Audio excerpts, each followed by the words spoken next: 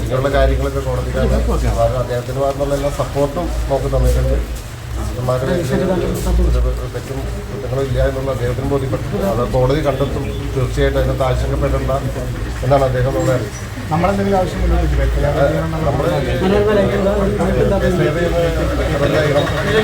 ന്യായമായ ഒരു കേസാണ് എന്നൊക്കെ നമ്മൾ ആവശ്യപ്പെട്ടിട്ടുണ്ട്. അത് കോടതിയിൽ ഇരിക്കുന്ന കേസായതുകൊണ്ട് ഈ എഫ്ഐആർ റദ്ദാക്കണമെന്നൊരു ശക്തമായ ആവശ്യം അതിലെന്താ മിനിസ്റ്ററുടെ ഒരു പ്രതികരണം? അദ്ദേഹം കോടതിയിൽ ഇരിക്കുന്ന കേസാണ്, നമുക്കൊന്നും ആൾക്കൊന്നും ചെയ്യാൻ പറ്റാത്ത അവസ്ഥയാണ്. കോടതിയിലെ കേസായിരുന്നു അങ്ങനെ ആവശ്യപ്പെടാൻ നമ്മൾ അദ്ദേഹത്തോട് പറഞ്ഞിട്ടുണ്ട്. മറുപടി അതിനെപ്പറ്റിയൊന്നും ആൾ പറഞ്ഞിട്ടില്ല. അപ്പൊ എന്ത് ഇടപെടൽ നടത്തിയെന്നാണ് മിനിസ്റ്റർ പറഞ്ഞത്? ജാമ്യം കിട്ടുന്ന ഇടപെടലുകളും കാര്യങ്ങളും അദ്ദേഹം ഇനി എന്തെങ്കിലും അദ്ദേഹത്തിന് ഇടപെടാൻ പറ്റുമെന്ന് അദ്ദേഹം പറഞ്ഞിട്ടുണ്ടോ?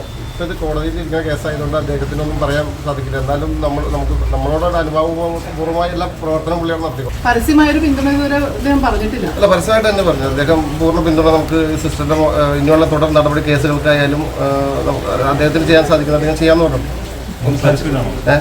തീർച്ചയായിട്ടും.